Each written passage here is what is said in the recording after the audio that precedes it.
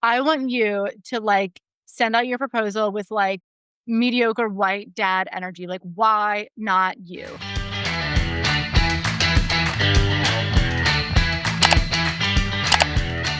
It's Emily Reagan, and I help virtual assistants step into their higher power where they make more money as marketing assistants and specialists and beyond. So if you are already doing some of the marketing tasks in your client's business, then you need to dump the VA title and start calling yourself a marketer. Start leaning into higher strategy, more management, and then you can command higher rates. So today's episode is really about commanding those higher rates and presenting as a professional who knows what she's doing, right? Today on the podcast, I have Brittany McBean, my friend here in Richmond, Virginia, but also a launch strategist, conversion copywriter who specializes in anti-sleazy, ethical, high-converting copy for online course creators and educators. She is going to walk us through how to have our proposal get more signed clients. We're going to talk about why vague proposals are costing you premium clients and what to include instead. One email to send right away after your sales call that makes writing your proposal 10 times easier, and how to structure your proposal like a persuasive sales page so clients say yes without ghosting. Hey, Brittany, welcome to the show. So excited to have you here talking about high-end proposals and what our freelancers need to do with that. You've been in the work group. You've been on the podcast before. Welcome back. Tell everyone a little bit about you if they haven't met you yet. Yeah, not much to tell. I'm Brittany McBean. I live in Richmond, Virginia, just down the road from Emily. So we are real life friends. Our daughters know each other and we get to hang out with each other at each other's house, which I've seen her legs, which I can't say for most of the people in the online industry. I am a marketing strategist and a launch copywriter. And I have become known, yes, for my work as a launch strategist and a marketing strategist, but also for how I have productized my premium services while continuing to provide excellent premium service and a premium product for my clients while kind of shortening that sales cycle and offering a really high-end product at a high-end price and having really happy clients and customers at the end of it. And so that's a little bit about what we're going to talk about today. Yeah, the goal, I think, for everyone in my work group, people listening to the podcast who are freelancers, is how do I book more clients and how do I get paid more? And part of that whole sales process is the proposal. So let's start at the beginning. What's the actual goal of a proposal and what are we trying to do here as freelancers with this asset? That's a great question. I think that it depends on the kind of work you're going after, right? So when we first start out, we often view a proposal as, this is the information I give you so that you can give me an invoice, sign the dotted line, we get together. This is just in writing. I've maybe told you over the email, over the phone, and now this is in writing, good to go, right? And as you are advancing in your career, maybe increasing your skill set, maybe wanting to increase your prices or work with other clients who may be a little bit further along in their career, it becomes a sales document. It becomes a part of your sales process where you are now using this as a persuasion asset, persuasion document. And so I've often talked about this part in my first year of business where I was, just figuring out what I wanted to do and, trying to learn copywriting, all that stuff. But what I really got good at, my first few clients wasn't great, but just really, really kind of honed in on what I wanted to do. I was working for about $2,500 writing a website. Not bad at all. Definitely more than I'd ever gotten paid for anything at one time in my life. But also it was a lot of work. And I was thinking, I'm really proud of what I'm putting out. I've taken some courses, taken some classes. I'm ready to increase my rates. And so what happened was I raised my rates and the people coming in the door didn't change, but my conversion rates dipped significantly. So I still had people inquiring. I still had leads coming in the door. I was still getting on sales calls and I increased my rates. And now that I had testimonials and work to show for it, people stopped responding to my proposals. I started sending out $3,200 proposals or $4,000 proposals or $5,000 proposals and then heard crickets, as opposed to every time I sent out a $2,500 proposal, people were like, thumbs up, yes, let's go, right? And so I realized that I not only had to increase my process, increase how I was presenting my work and the quality of my presentation of my work and my sales process. But I also had to change the lead. I had to change the audience coming in the door because I was now elevating my service. You don't just raise your prices, right? You are elevating your service and then charging accordingly, right? We're not like raising your rates is not price gouging. We're not charging more than what something is worth. We have increased the quality of our service and then we are charging accordingly. That's what's happening. But when you increase the quality of your service, you change the customer for your service.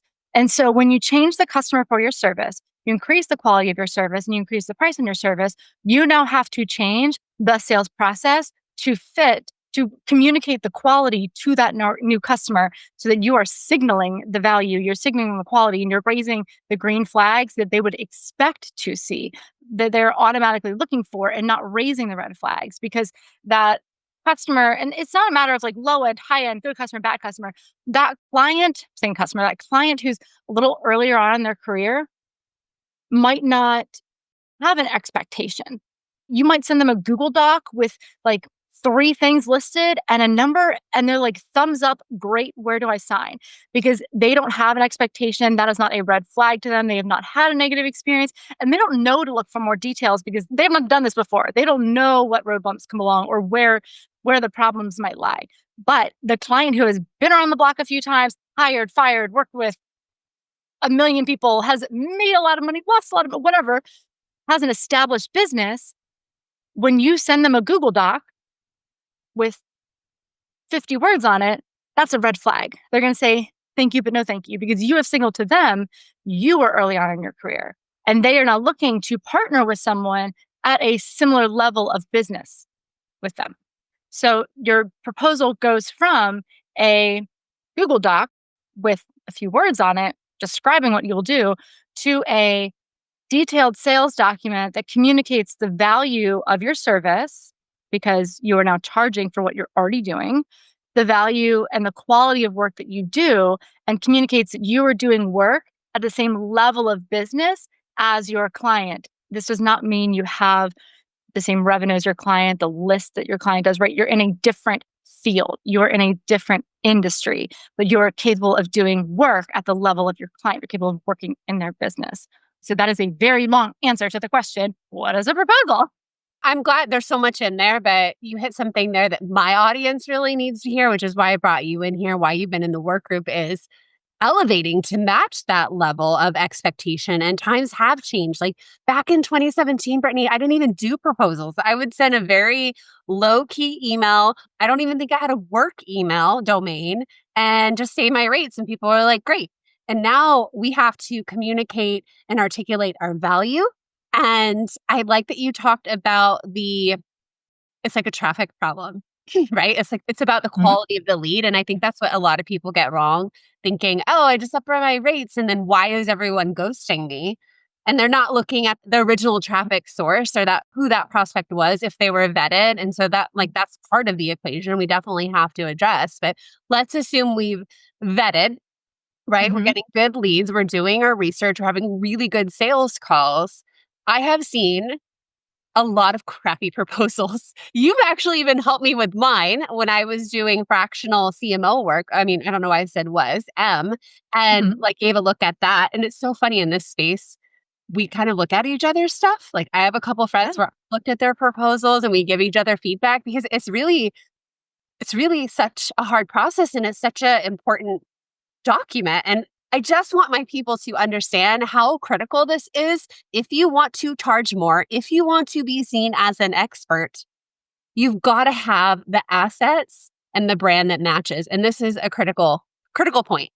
Yes. Yeah. And one of the things, so I have truly off the charts ADHD, like on so much medication, it barely even scratches the surface. But one of the ADHD superpowers is pattern recognition. And it's so easy to sit here and be like, oh, they're saying like I have to get a CRM and I have to like design it. And that's just, okay, I have to do more work. Okay, yes, maybe we're saying some of those things, but the times they have changed. And when I say pattern recognition, what I'm saying is we have to acknowledge what has happened over the last like 5, 7, 10 years in our industry and in the economy. Okay, we cannot ignore what is going on in the economy and how that is affecting these businesses. And so when the cash was flowing, when there was a money booth going on, people, service providers or entrepreneurs or business owners could afford to make hiring mistakes. Yeah. They were not conscious about it. They were not saying, I can afford to flush this money down the toilet, but they could afford to be less thoughtful about their hiring decisions. They could afford to hire someone only to fire them, right? And that actually happened quite a lot. And so not only did people waste money, but they got burned by a lot of service providers. So two things happened. They are now more cash strapped, but they also learned a lesson that a lot of service providers will bill themselves one way or can be very persuasive or can have a good portfolio or could even have some good recommendations or can say they can do one thing.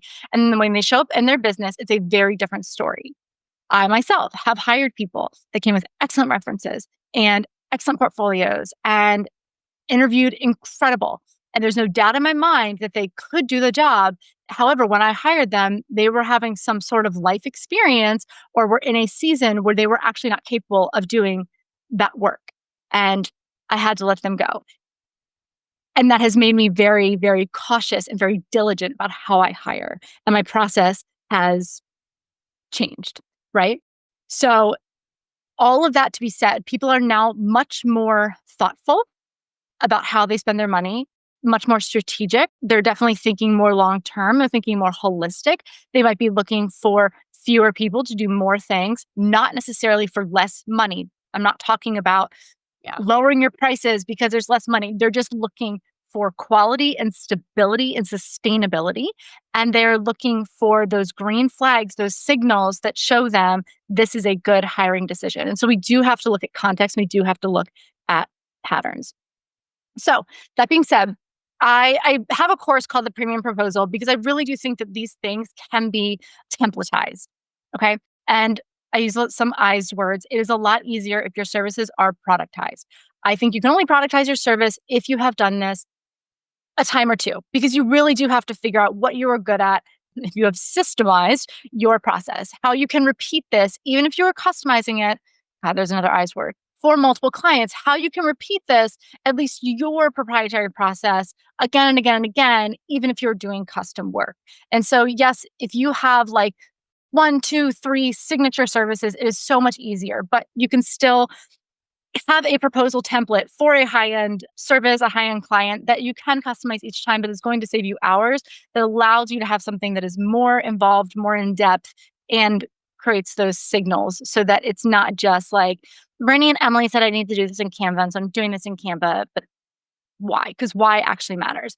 And so I have kind of mapped out these 8 things that I think need to go in your proposal. And so yes, 8 is more than 3. It's more than 5. It's not the sexiest number in the world.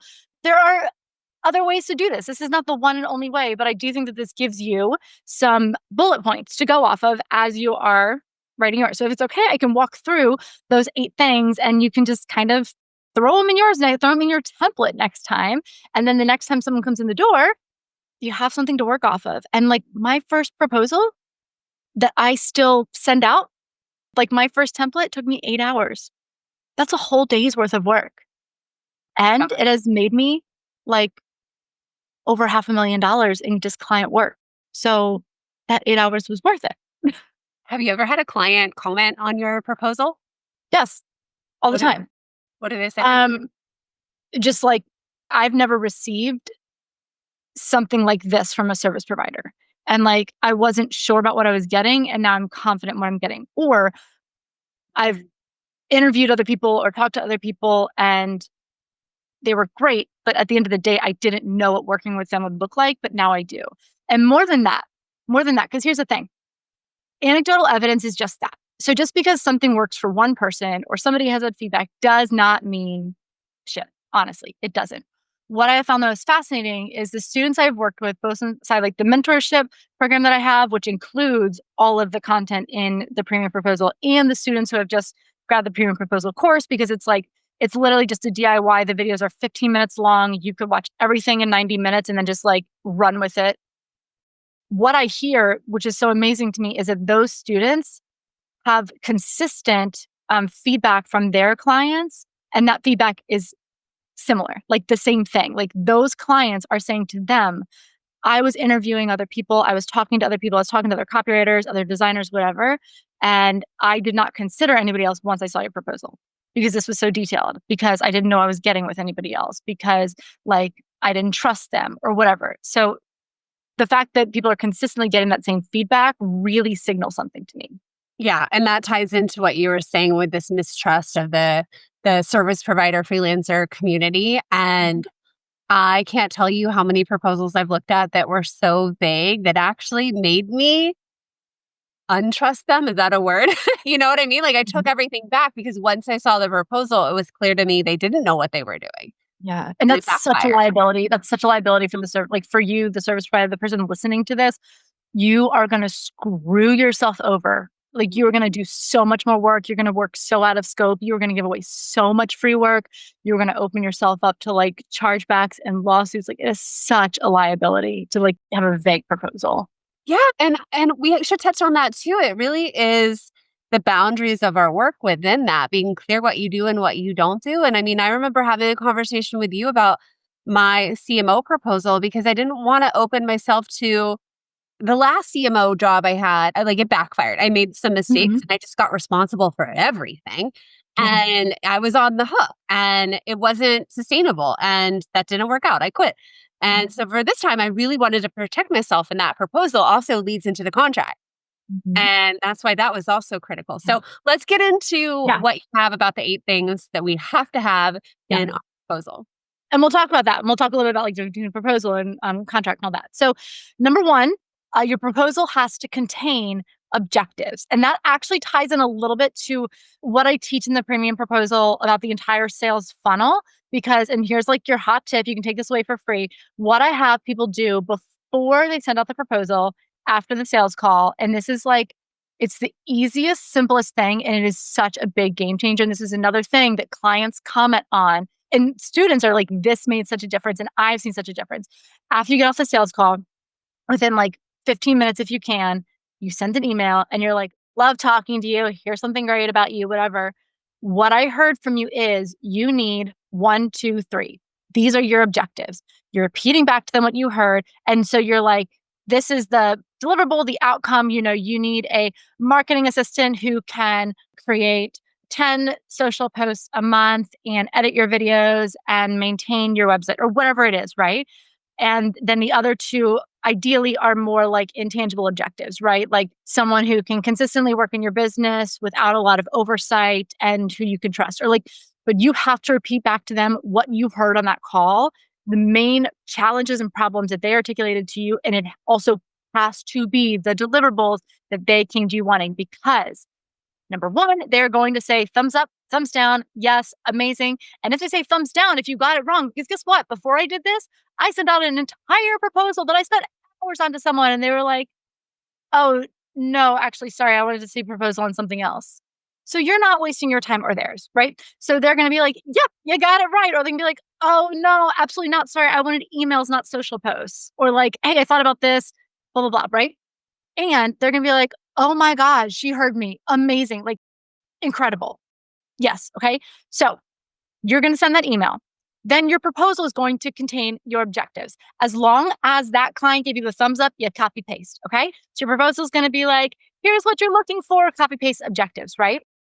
Then it's going to contain the solution. Now, your proposal is going to start from a more like high level general, and it's going to get more detailed and specific as you go down. So, high level, you're going to be like, your objectives is the problem that you're solving, and then the solution is great. So, what you're going to get is a marketing assistant in your business every single month to create X, Y, and Z, blah, blah, blah, blah, right? So very high level. This is probably what goes in this section is probably what you're sending out as a proposal right now. This is like, if they're scanning it, cool beans. But dear God, do not leave this there. But this is just like setting them up for scannability, readability, because they need to see something multiple times. So this is the solution that you are offering them, but very few details. So for me, that would be like, you're going to get an entire launch funnel complete with a sales page, a email sales sequence, all the landing pages you need for the webinar, the checkout cart, and the top of funnel ads, right? That's not a proposal, but that is letting them know, okay, end-to-end funnel, got everything, okay? Then the third element is process. You can do this in this order. This is the order I do it, but you can mess with it a little bit. Third element is process. This is where you're outlining your specific proprietary process, ideally in 3 to 5 steps. But like, first we do this, then we do this, then we do this, then we do this. So if you're in their business on a monthly retainer, every month, on the first of the month, I'm going to send you X. By the 5th of the month, you're going to like give me the thumbs up on this. And then by the 15th of the month, you're going to have this in your Google Drive. And then by the blank of the month, you'll do this. Or first we do research, then we do strategy, then you have your deliverables. You're giving them your process so they know what to expect. Your process is not, I start working in your business, we have a meeting, everyone's happy. And if it is, then don't charge what you want to charge. You have no business raising your rates, okay? The fourth is personality. And this is not like fourth, and it goes all throughout it. This is just where I put this for, I don't know what reason. Okay. Your person, this is not a like dry chat GPT. This is your personality all throughout. Like however your website sounds, your proposal should sound, however you sounded on the sales call, like all throughout. This should be very, very memorable. This should not be cut and dry. If you have brand photos, put them in there. Like, yes, this is not a legal document. Part of it will become your contract, but this is not a legal document. Okay. All right. Number 5, social proof, not a case study. This is a sales page. Rule of sales page is there's nowhere else to go. There's not a link that leads to anything else. A sales page has one link on it, and that goes to the checkout cart. Your proposal has one link on it, and that goes to the invoice and contract. Okay.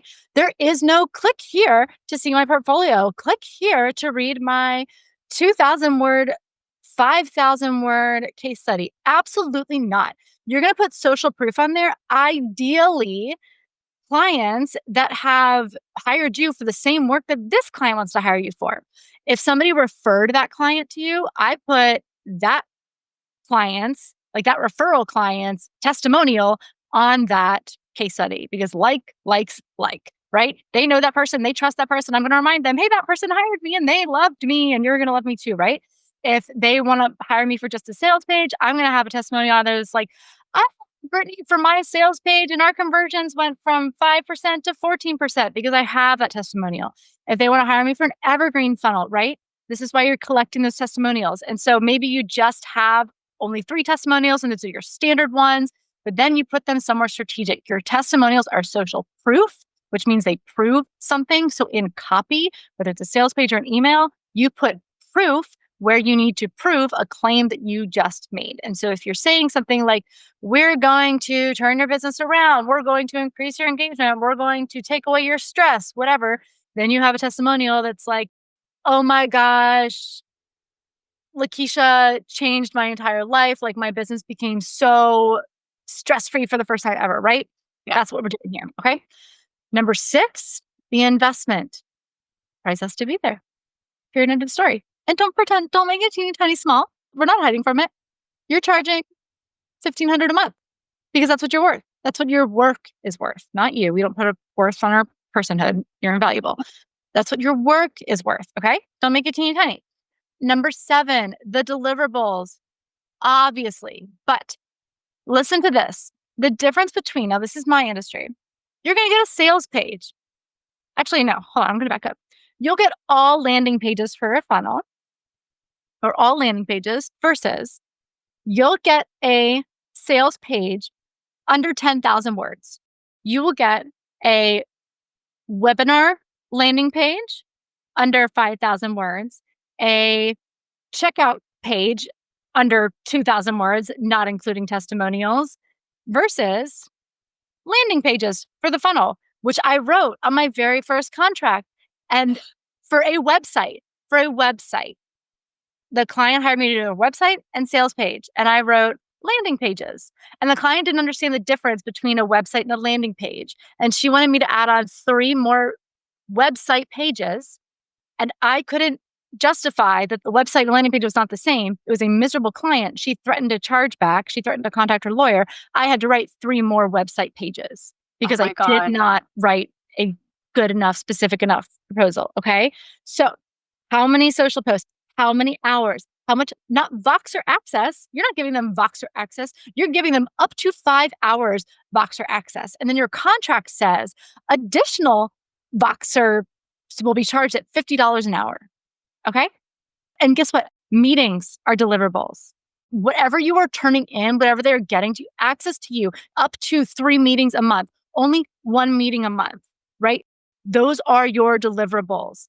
How much do they get? Every single thing that they are investing in that you are offering them within scope is a deliverable. And if you do not include it, it is not included. And if you are not specific, you're screwed. Okay. Yes. So do you do a section for what it doesn't include on this? So yes and no. It depends. Like, remember where I said, at the top, we're starting more vague in general, getting more specific.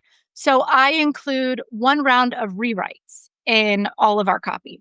And so in the proposal, I will say, like, that is a deliverable. So you would get a sales page. You get 1 round of rewrites on your sales page. You get up to 15 emails. You get 1 round of rewrites on the emails, right? And then in the contract, it says additional edits or rewrites will be charged at $325 an hour. And in my onboarding, I have a very clear document that shows them what a rewrite is, the difference between a rewrite and an edit. A rewrite is not an edit. Like, if you want me to rewrite an entire page, that's not happening. That's an edit. That's like you're getting charged $325 an hour. If it's like, hey, let's change some of the messaging here, let's change some of the word, right? That's included. That's included in your rewrite, because at that point we've already agreed on X, Y, and Z. Like, I've had enough checkpoints along that way that shouldn't happen, right? Yeah. So the contract isn't saying like necessarily what's not included, but it's saying this will be charged extra or whatever. In the sales call, I am telling them exactly what is included. And if they're like, okay, so are you going to like install this? And I'm like, oh no, absolutely not. I will break everything you own. You do not to give me your money to put this in your website or your email service provider. You will throw your money down the toilet and I will break everything you own. Absolutely not. But also, it's so detailed that if it's not there, it's obvious it's not included. Exactly. And if it is something you're running into every time, here's the thing. If something only happens once, it might be that client. If something's happening multiple times, it's you. You are the problem. Hi, it's you, right? So this is where you go, okay, what do I need to do to solve this, right? Like, if somebody is asking for this every single time, they're saying, oh, I thought this included, then you put a little asterisk and say, does not include. Right. I think about where it gets dicey with the marketing assistants, and it's like they think, oh, and you will edit all my videos when you're uploading them in Kajabi, and you will, like, whether you're writing the copy or not. And the tech was a good example that you use. So it's like thinking in terms of that and being very clear. But I think obviously the sales call is where that starts. But yeah, if you're just specific, you should be good. And you could do like an add-on section. You could do like an a la carte section. And so like maybe in your proposal, in your signature service, you're like, YouTube management includes weekly uploads, description, SEO, whatever. And then in your a la carte, it's like an extra $50 a video for editing or whatever. I mean, that's probably like time overage or scripting, like whether you need the script, Okay, cool. Yeah, all right, exactly. Thank you for clarifying that. And so number 8, the very last thing, I've already said it once, but we're saying it again, details, right? So many. So by details, like we've already talked about like deliverable details, but you need to have things like start date. So not just like, I'll do this for you whenever, like our project will start on X date. And it's not tomorrow because that makes you look desperate. Okay. And if the client needs it tomorrow, that's great. Too bad. So sad. Right. If they need it tomorrow, then you're like, I would love to work with you. Let me move my calendar around. My next onboarding date is not for the next 2 weeks, but I think we can fit you in 3 days from now. Let me see what I can do. Okay. Because you are not available for whatever they need at any moment. Everything you do sets precedent. Okay. So the details are start date, timeline. How long is this going to take? Are you doing a 6-month contract, a 6-month monthly contract, which then you will evaluate? Because guess what? When you get to evaluate, you get to raise your rates. Okay. This is not just like indefinite. We love each other forever and ever and ever. Amen. Right? Client responsibility. What are they responsible for? They need to sign this. They need to get it back to you by X date. If they do not do that, if they do not turn in these things, then you cannot do these things, right? What are they responsible for? They have to show up for their meetings. They cannot send their assistant to meetings, that kind of stuff. The expiration date, your proposal does have an expiration date, because if they come back 3 months from now and you have raised your rates, you are not liable for the rate that you sent them. Or if you are, then you are doing them a favor, right? So your proposal expires 1 week from now.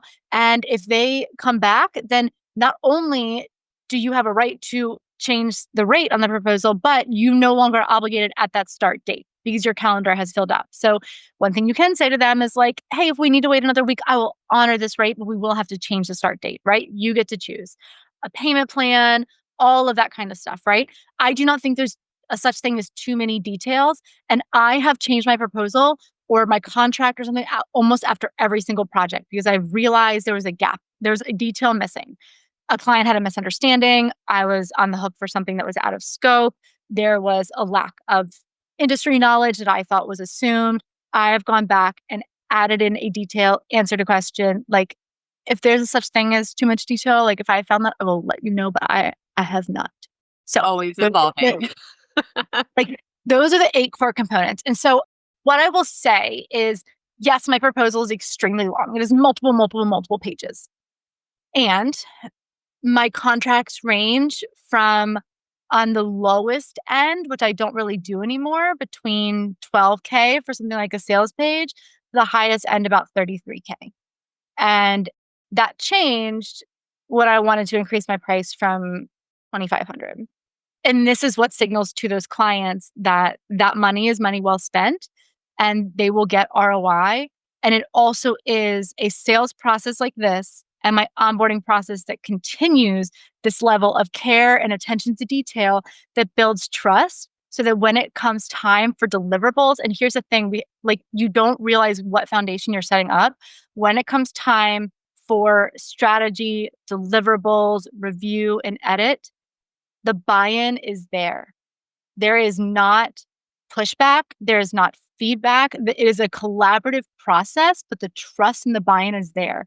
I only have 1 round of edits because very rarely do my clients ever give me edits because this is where the trust is built. They don't have a reason not to trust me. Whereas if I'm not returning emails and they have a million questions that aren't answered and they're insecure and unsure, they don't know when things are happening and what's happening, then by the time we get to copy, it's like, oh, but maybe she should use this word instead of this word. And maybe I know better here. And because I've left them uncertain and insecure throughout the process. And so this makes my life and their life a lot easier and makes you a lot more money. That makes me think of that, $50 versus $500 client meme that's out there and the experience you're creating. Okay, when you went up in price, did you go through this internal panic? Like, who am I to charge this? Did that happen to you at all? I'm kind of curious about your story. Like, that's a big jump. No, I have the confidence of a mediocre white man, like the unearned, undeserved, like, why not? Here's my thing. Like, white women earn like, what is it? Like 73% on the dollar. And women of color earn way less than that. People in the LGBTQIA plus community earn way less than that. And how dare I charge less for what my service is worth, especially seeing what it does for clients, knowing how hard I work, knowing what I know, knowing what I'm good at, when that continues to lower the bar for other people that already have like a boot on their neck. Like, I feel like that sets up an expectation for the client that the next person is going, that they can like haggle, that the next person is charge less. Well, that's exactly why we're in the work group, we're sharing prices and we're talking about this because, we're competing against an overseas contingency of very low priced and now up and coming marketers. And, we have to not be the race to the bottom here and becoming commodities. So with that, is there an area where in our proposals where, freelancers are underselling ourselves, or is there such thing as, I don't want to say overselling, but like, are there areas there that could be improved? Yeah. Honestly, like my first thought is just like, why not you? Like there are bigger idiots, people worse at their job with way more confidence, like way more, like truly. I want you, and like, hey, there are wonderful, kind white men listening to this. Yes, not all men, whatever, right? I want you to like send out your proposal with like mediocre white dad energy. Like, why not you? And I want you to look at the evidence. Okay. Let's make fact-based decisions. Do you have evidence that you are not good at this thing? Do you have evidence that you should not be charging, right? If all of your clients, and here's the thing, if you're not good at your job, if you cannot get people results, if you don't know what you're doing, do not increase your rates. Get good at your job, right? This is not price gouging. This is not like take money from people that you have, that you don't, whatever, like that. No, it's not that. Look around. If you don't have clients saying, hey, you're not able to do your job. Hey, I'm chasing you down. Hey, like you're not turning in your work. Hey, I've got to fire you. Hey, your work isn't performing, right? And I'm not talking about like those really, really, really like crappy clients that you can't ever make happy. I'm talking about just like really reasonable, normal people. And we have like all of your clients have ever hired you, right? If like 5 out of 5 clients are like, hey, gotta fire you, right? That's evidence that you need to go get better at your job. And you should probably keep your rates at an entry level rate until you improve your service, right? But if you look around and you are working your butt off to get things right, you're increasing your knowledge, which you are, you're listening to this, you're in Emily's like courses, you're in the work group, right? You're increasing your skill set, you're increasing your knowledge, you're working in the industry, you're working to improve your work, you're working to improve your client's business on like in a customized way. Your clients are giving you like positive feedback. You have good testimonials. That is evidence that you are good at what you do. Like look for the evidence. And then you look at the rate and you say, I am not charging for what I am doing. We are not price gouging. You are literally saying, I now need to make my price equivalent for what it's worth. The penguins are charging more. Like the penguins are taxing us. Okay. We can charge more. The raspberries are charging more. Like just have the confidence of a raspberry. That's it. That's it. That's They're it. so good. They're so expensive. They're so good. Okay, Like, well, let me flip that a little bit. So say we are more experienced, we are newer.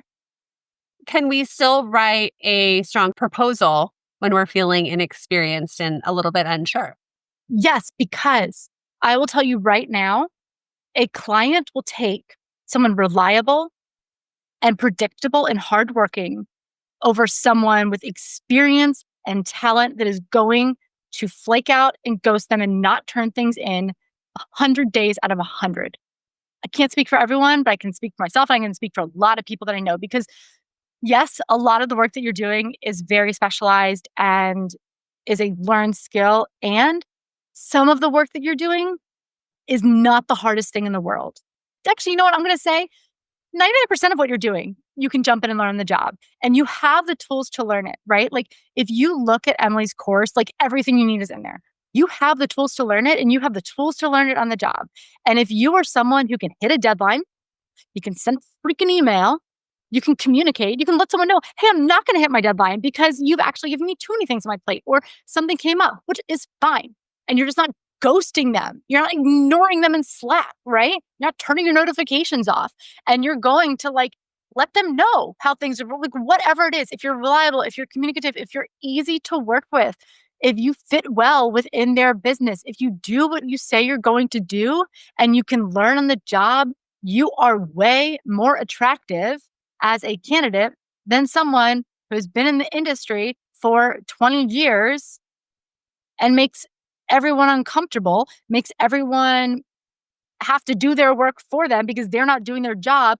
That makes the entire team miserable. So you communicate your value and your worth. You highlight and show off what you do well, which is the resources. Like your strengths are the resources you have available to you, your grit, your ability to work. Like, what do you have in your past that does apply, that is transferable? Your previous job where you had to be highly organized and incredibly proactive and very like forward thinking and outside the box and creative, right?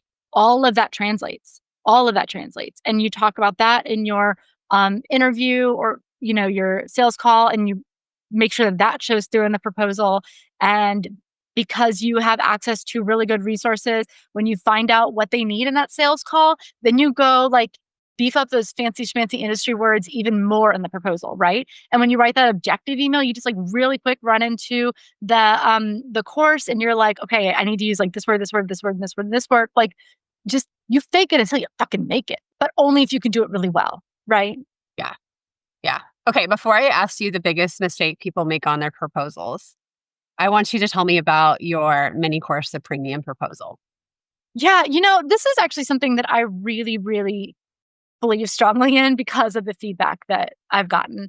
I've had products that I've like pulled off the shelf because I'm just like, you know what, this worked for me internally and maybe it's not for everyone. This is something I've actually like done multiple iterations of to get where it is. And I'm really proud of it because it is bite-sized, it is tangible, it is actionable. And I've consistently gotten feedback that people were able to watch the videos, take the templates, and change up their sales process and get results. Because I can't change your leads coming in the door, but when you get leads coming in the door, this can help you secure them. And when we are in the economy that we are in, you have to make every lead, every sales call, every sale, every proposal count, like way more than we did before.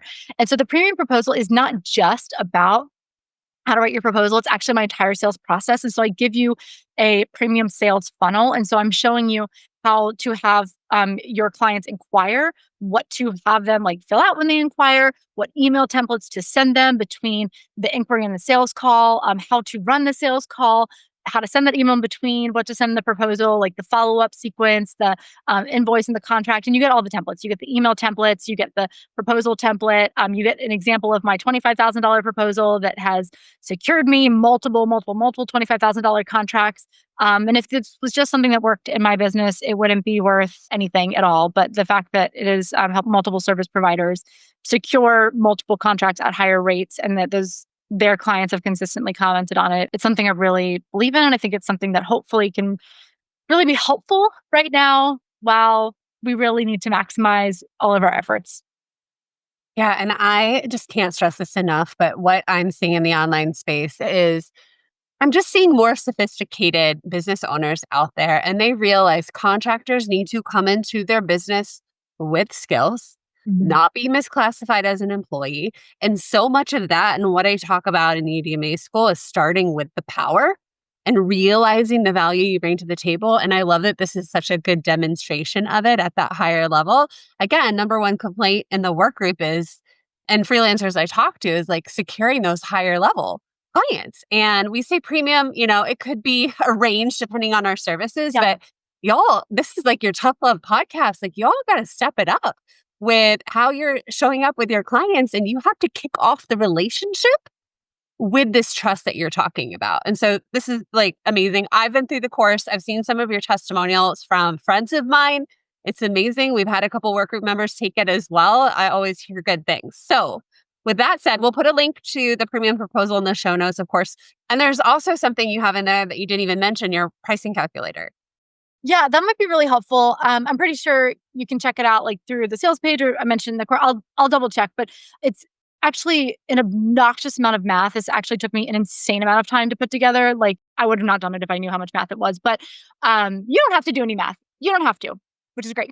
It really helps service providers quantify the actual value of their work by truly understanding what it costs them. Like literal costs based on like how many hours they want to work in a week, how many vacation days they want to take a year, how much it actually takes them, like how long it actually takes them to complete a service, and then working that out so that they can see what their work is worth, how many clients they can take on at a time, all of that stuff, so that we're not just guessing. We're not just like literally throwing a dart and being like, I want to charge $1,000 because my friend does, right? Or like this other person charges. Like, yes, you have to be in line with industry, but it also gives you, there are some helpful decision makers in there. So like if the number doesn't feel, if you like run all the numbers and you're like, I 2 hours a day and I want to take 100 vacation days a year. My work takes me, 100 hours to do. And like, so I'm going to charge $500,000 a month, right? And then you're like, oh, wait, this is not in line with industry standards. Then it'll show you maybe to change how long it takes us to do this service. And maybe we want to change how many vacation days we can take a year. And so it helps you figure out where to go if something may not be aligned with your industry or your prices might be too low and you actually need to make more, that kind of thing. So it's an obnoxious amount of math that you don't have to do, but can help you actually look and see if your prices are in line with like the money you actually have to make to put food on your table. I think what you said is the data behind it, giving you confidence in that price is on the proposal. Okay, so it also helps you see if the work you're doing takes you too long.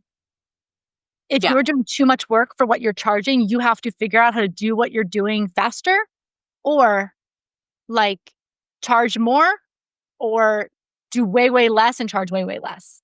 Something's got to give. I feel like that's like a whole nother conversation we can have. Oh, I had like so many thoughts go through my brain with that one. Okay, Brittany, what is the number one mistake you see on proposals from our fellow freelancers? We've talked about it, not enough details. Because the best time to set a boundary is before you need to. No one is mad at you setting an expectation early on. No one is upset when you tell them exactly what they're getting. They are upset and you will have conflict when they think they're getting something else and you have to tell them that they're not, right? Or even worse, they ask you to do it the first time and we really have trouble setting boundaries and we're like, okay, sure, I'd love to do that for you. And then you're like 6 months in and you've built a resentment and you hate that client and they have no idea why, right? Not enough details like word count, number, hours, meetings, and then what it costs them if they are to add on more. And if adding on more is not an option, it's not an option. And then when they ask, your job is to say no, or you say, we only have X scoped out in our contract.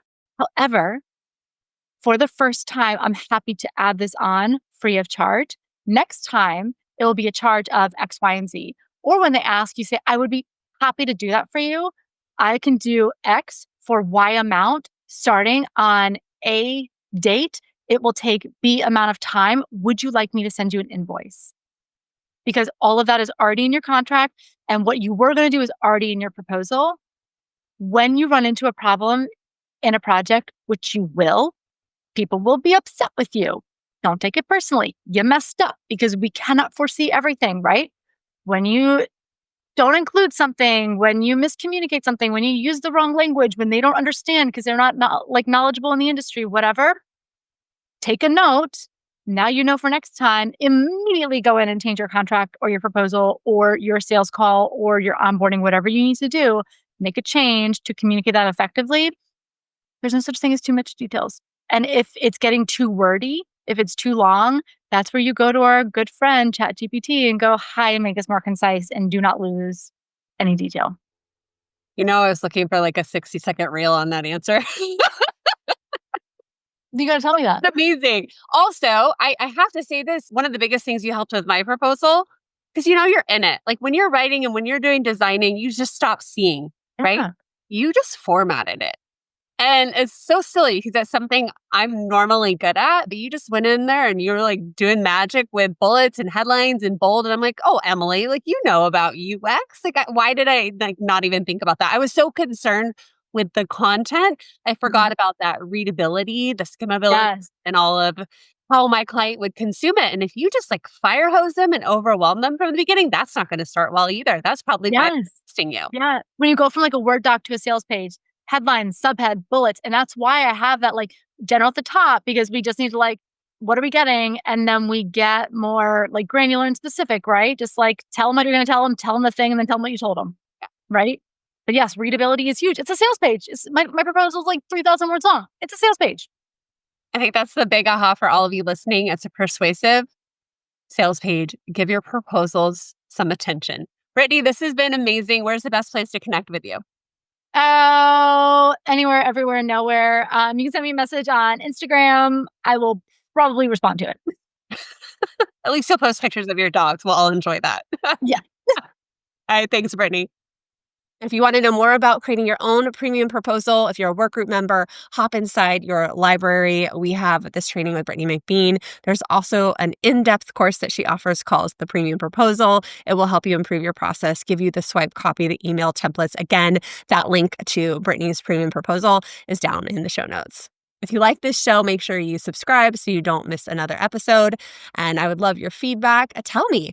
Let me know. info@EmilyReaganPR. Do you have a premium proposal? What's blocking you? How is your proposal process going? We'd love to hear from you. You can also find me over on Instagram @EmilyReaganPR. All right, I'll see you in the next episode.